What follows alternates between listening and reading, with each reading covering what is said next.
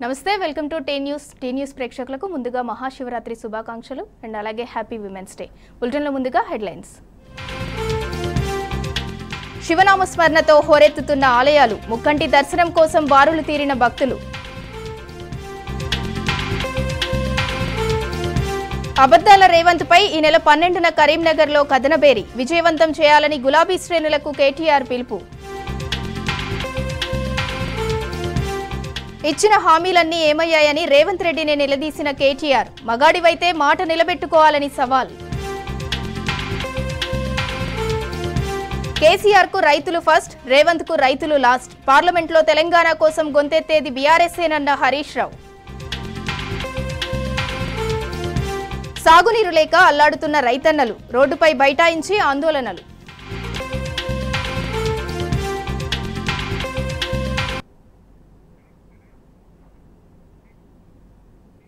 Details చూద్దాం. కీసరగుట్టలో మహాశివరాత్రి బ్రహ్మోత్సవాలు వైభవంగా జరుగుతున్నాయి.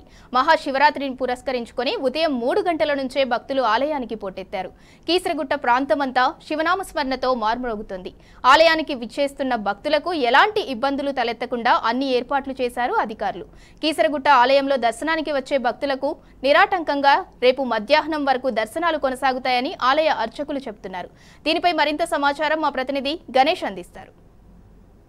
కీసరగుట్టలో శివరాత్రి బ్రహ్మోత్సవాలు అత్యద్భుతంగా సాగడం జరుగుతుంది. దీనికి సంబంధించి అన్ని ఏర్పాట్లను చేయడం జరిగింది. ప్రతి చోట కూడా సీసీటీవీ నిఘాలో ప్రతి ఒక్క భక్తులకు ఇబ్బంది లేకుండా అన్ని ఏర్పాట్లను చేయడం జరిగింది. ప్రస్తుతం ఉదయం 3 గంటల ప్రాంతం నుంచి కూడా భక్తులందరూ కూడా ఇక్కడ దర్శించుకోవడం జరుగుతుంది. మొత్తంగా కీసరగుట్ట అంతా కూడా శివనామ స్మరణతోటి మారిమోగడం జరుగుతుంది.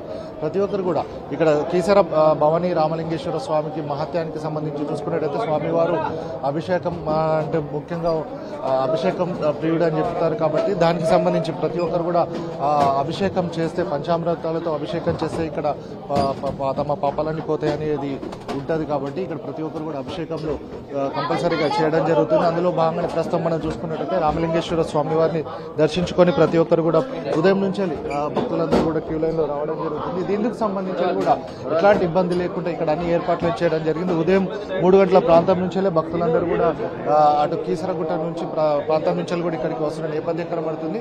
అలాగే ప్రస్తుతం మనం చూసుకున్నట్టయితే ఇక్కడ కూడా ఎట్లాంటి ఇబ్బందులు లేకుండా వారికి సంబంధించి ప్రత్యేకమైన క్యూ లైన్లను ఏర్పాటు చేయడం జరిగింది.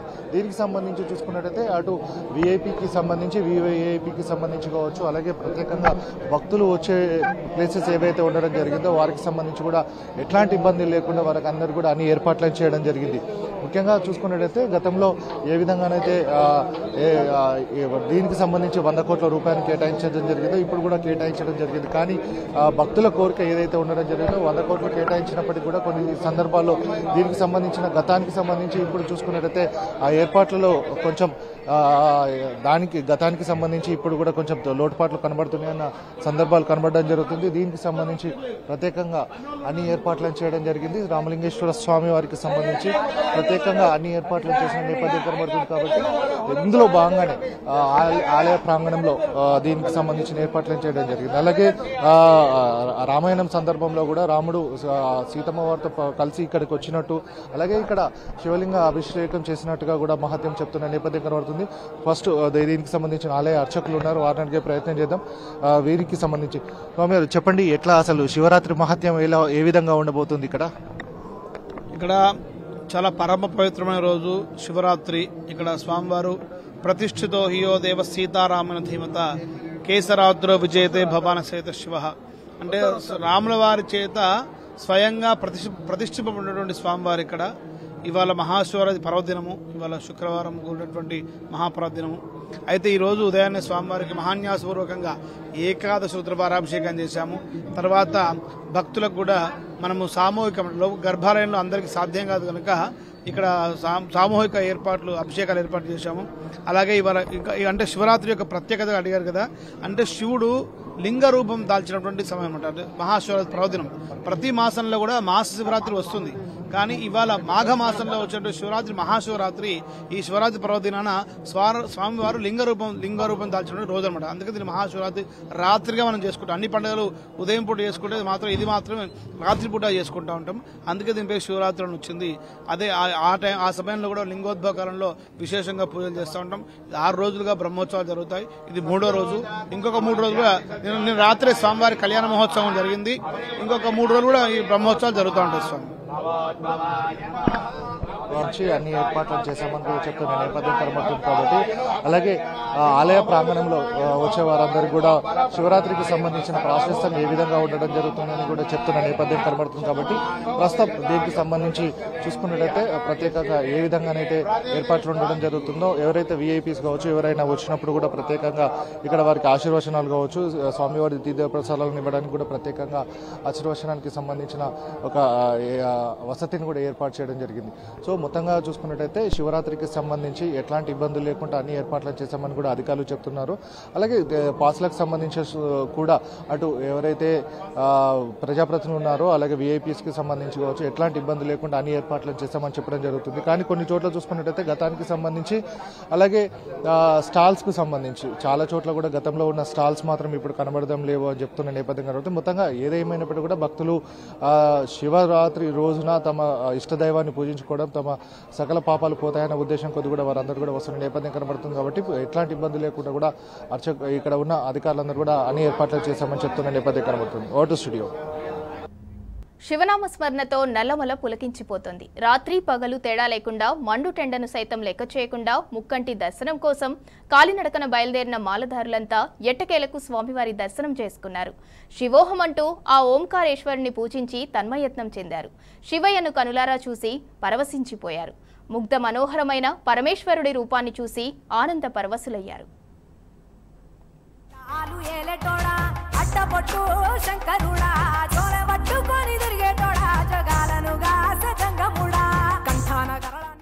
నల్లమల అడవులు శివోహమంటూ మారుమోగుతున్నాయి. శ్రీశైలం దారులన్నీ శివస్వాముల పాదముద్రలతో పులకించిపోతున్నాయి. మహాదేవుణ్ణి మదినిండా తలుచుకుంటూ శివస్వాములు పంచాక్షరి మంత్రాన్ని పఠిస్తూ శరణు ఘోషలతో శంకరుని దర్శనం కోసం తరలి వెళ్తున్నారు. పల్లెలు దాటుకుంటూ కొండ కోణలు దాటుకుంటూ నల్లమల అడవుల్లో శ్రీశైలం కొండ వైపుగా నడుస్తున్నారు. మహాశివరాత్రి పర్వదినానికల్లా శ్రీశైలం చేరుకోవాలని భక్తి పారవస్యంతో పాదయాత్ర చేస్తున్నారు. ప్రతి ఏటా ఉమ్మడి పాలమూరు జిల్లా నుంచి పెద్ద సంఖ్యలో శివస్వాములు శ్రీశైలానికి పాదయాత్ర చేస్తుంటారు. మహాశివరాత్రికి వారం రోజుల ముందు నుంచే నాగర్ కర్నూలు జిల్లాలో శివస్వాముల పాదయాత్రలతో సందడి ప్రారంభమవుతుంది. ఈసారి కూడా జిల్లాలోని శ్రీశైలం దారులన్నీ శివస్వాముల పాదయాత్రలతో పండుగ శోభను సంతరించుకున్నాయి.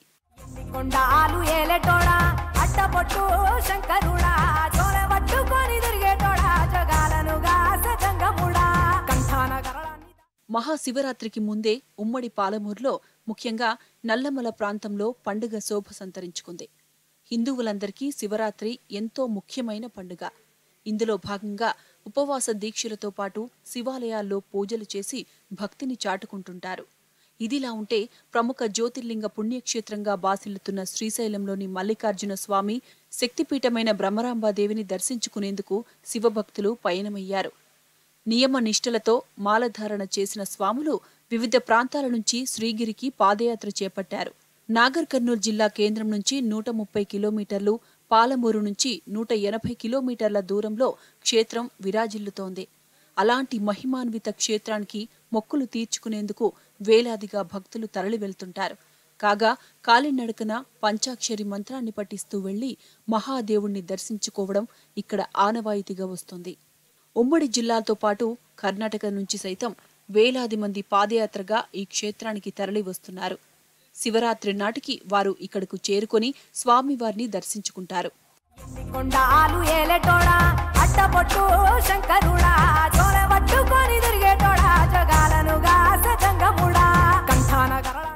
మెహబూబ్ నగర్, వనపర్తి, గద్వాల, జడ్చెల్ల, నాగర్ కర్నూల్ తదితర ప్రాంతాల నుంచి స్వాములు ఇరుముడులతో తరలివస్తున్నారు.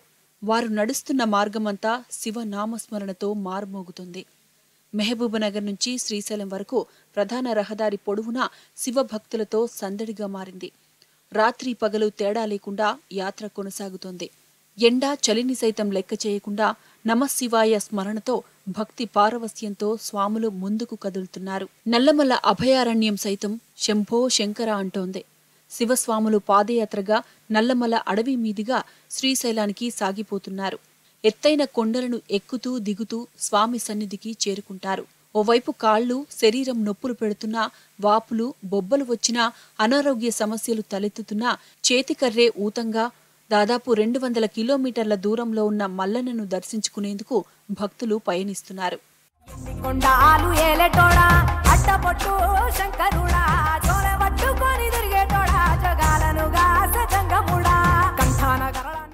మహాశివరాత్రిని పురస్కరించుకుని పాదయాత్ర చేస్తున్న శివస్వాములు పలు జాగ్రత్తలు పాటించాలని పోలీసులు, ఫారెస్ట్ శాఖ అధికారులు సూచించారు. నల్లమల అటవీ ప్రాంతంలో రోడ్ల వెంట యాత్ర నేపథ్యంలో అప్రమత్తంగా ఉండాలన్నారు. స్వాములకు రక్షణగా నిరంతరం పెట్రోలింగ్ నిర్వహిస్తున్నారు. అభయారణ్యంలో జాగ్రత్తలపై అవగాహన కల్పిస్తున్నారు. అభయారణ్యంలో చిరుతలు, పెద్ద పులుల కదలికలపై ఎప్పటికప్పుడు హెచ్చరికలు జారీ చేస్తున్నారు. రోడ్లపై విశ్రాంతి తీసుకోవద్దని, అడవిలో మంటలు పెట్టకూడదని ఆదేశించారు.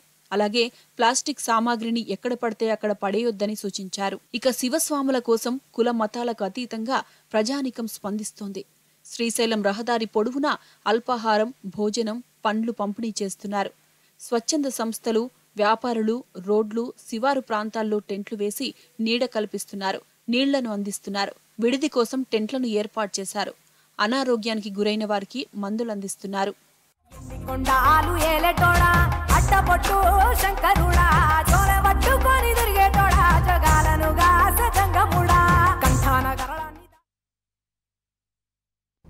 అమెరికాలోని డెట్రాయిట్లో మహిళా దినోత్సవ సంబరాలు అంబరాన్నంటాయి. గ్లోబల్ తెలంగాణ సంఘం డెట్రాయిట్ మహిళా విభాగం ఆధ్వర్యంలో ఫార్మింగ్టన్ హిల్స్లో లేడీస్ నైట్ను నిర్వహించారు. వివిధ రంగాలకు చెందిన వందలాది మంది మహిళా ఎన్ఆర్ఐలు ఈ సంబరాల్లో పాల్గొన్నారు. ఈ సందర్భంగా నిర్వహించిన సాంస్కృతిక కార్యక్రమాలు అందరినీ ఆకట్టుకున్నాయి.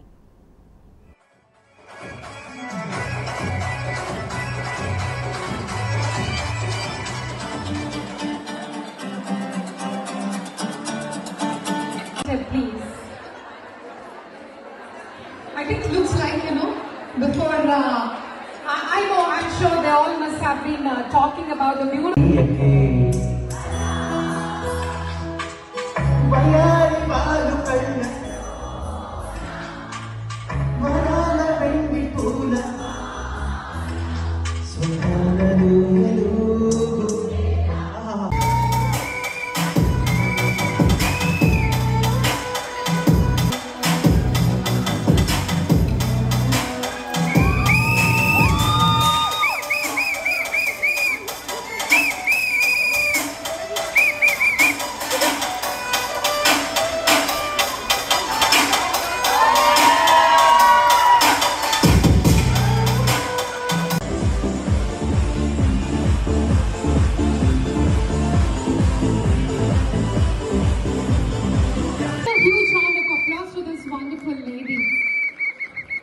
She asked us to carry Padmaja as well with her.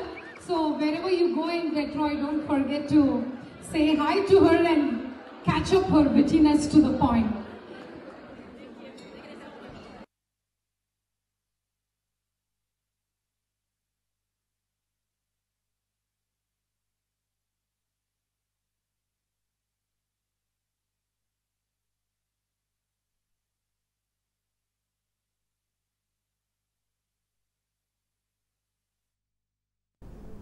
ఇవి updates. Keep watching tea news.